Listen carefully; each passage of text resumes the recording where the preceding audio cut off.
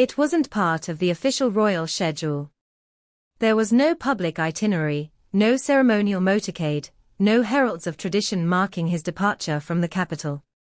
Just hours after co-hosting a major engagement at Buckingham Palace alongside the Princess of Wales, Prince William quietly left London.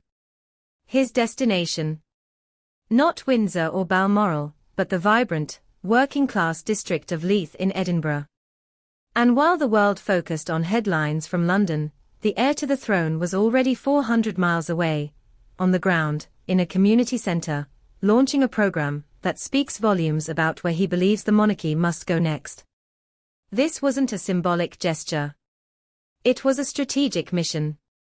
It signaled a shift in how the modern crown sees its purpose, not simply as a ceremonial institution, but as a living, responsive force embedded in the lives of ordinary citizens. So why Leith? Why football? And why now? Let's unpack the meaning behind one of Prince William's most powerful, and quietly transformative, engagements of 2025. Leith, a once thriving port with deep maritime history, is today one of Scotland's most diverse and dynamic communities. It is also one of its most socially challenged, where poverty, addiction, unemployment, and homelessness intersect in complex ways. Yet, within this landscape, a powerful story of hope is being written. At the heart of William's visit was the launch of Leith United, a brand new collaboration between the Royal Foundation and Street Soccer Scotland, a pioneering organisation that uses football to re-engage people from the margins of society. This wasn't just about sport. It was about survival.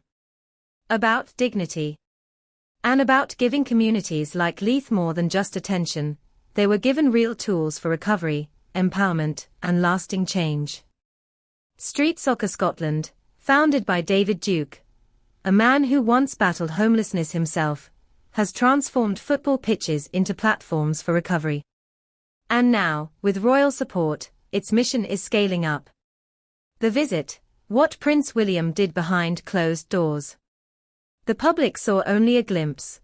A few seconds of footage showing Prince William, still in his tailored suit, laughing and kicking a ball with participants in a training session. But behind that moment was hours of private, hands-on engagement.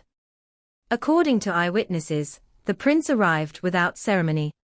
His convoy stopped discreetly. No press. No photographers. Just William, stepping into a repurposed gym, hand outstretched, ready to listen.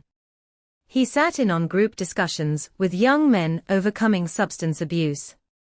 He asked difficult questions about relapse, recovery, reintegration. He walked through the battered corridors of Leith Community Centre, seeing the space before its scheduled transformation. He wasn't there to cut a ribbon. He was there to learn. The structure, from charity to community infrastructure. The Leith United initiative is more than a feel-good campaign. It's a strategic model for what royal philanthropy can look like in the future. Using football as a vehicle, the program offers mental health support, life coaching and mentorship, skills training and job readiness, a place to belong, for people with no fixed address or family support. The Royal Foundation's contribution is substantial. It's not just writing a check, it's helping to redesign the community centre, fund permanent staff, and embed social workers directly into sports programming. And that approach matters. Because traditional charity, one-time donations, or awareness drives, isn't enough. This model offers long-term commitment, rooted in measurable outcomes. In the words of Kensington Palace, this project is about using the beautiful game to tackle some of society's toughest challenges. And the numbers back it up. The data, what's at stake, and what's working. According to Street Soccer Scotland, 86% of their participants report improved mental health. Over 60% find stable housing or employment within 12 months. The reoffending rate among formerly incarcerated participants drops by nearly half. With the Royal Foundation's involvement, these numbers are expected to improve further. The initiative is built to scale, with plans to replicate its framework in other cities such as Belfast, Liverpool, and Birmingham. And this is not new territory for William. As president of the Football Association, he has long advocated for sport as a tool of healing. But this goes deeper. He is no longer simply a figurehead. In Leith United, he is a driving force, bringing together civic partners, business donors, local councils, and social workers under a shared vision of holistic recovery. This, insiders say, is the future of the monarchy's social mission. A personal moment, more than just protocol. One volunteer described a moment that won't appear in any official bulletin. After the main event, William was introduced to a participant, a former rough sleeper named Ali, who had just moved into temporary accommodation and was volunteering at the centre 3 days a week. Ali was nervous. But William, noticing his hesitation, reportedly said, "I didn't come here because of a title. I came here because what you're doing matters." The two spoke for 15 minutes, alone, in the corner of the hall. Afterwards, Ali said, he didn't act like a prince. He acted like a man who actually understood.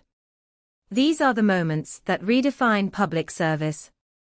Not with grand gestures, but with humility and humanity.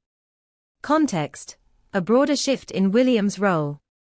Since King Charles's diagnosis in early 2024, and his reduced public schedule, Prince William has stepped into a more visible leadership role. But this visit to Leith wasn't just another duty. It represented a deeper shift in how he envisions that role. One royal advisor commented, "This is the strategy. No fuss. No cameras. Just presence, real presence." In recent months, William has personally requested updates on ongoing projects within the foundation. He has pushed for metrics, follow-up visits, and deeper integration with local services. And Catherine, the Princess of Wales, is moving in parallel. Her early years' work is expanding into the same communities where Leith United is being piloted. The aim: a joint effort between royal platforms to build ecosystems of resilience, from childhood to adulthood. This is not coincidence. It's coordination. And it signals a monarchy preparing not just to survive, but to lead. The public response: trust earned, not assumed. Following the release of the footage from Leith, social media lit up.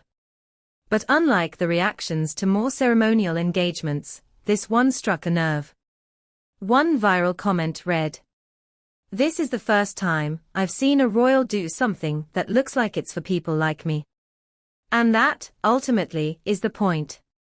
In an age of skepticism, where institutions are increasingly questioned, and public trust must be earned, moments like these are not just optics. They are statements of intent. And Prince William's intent is becoming unmistakable. What's next? A template for future engagement.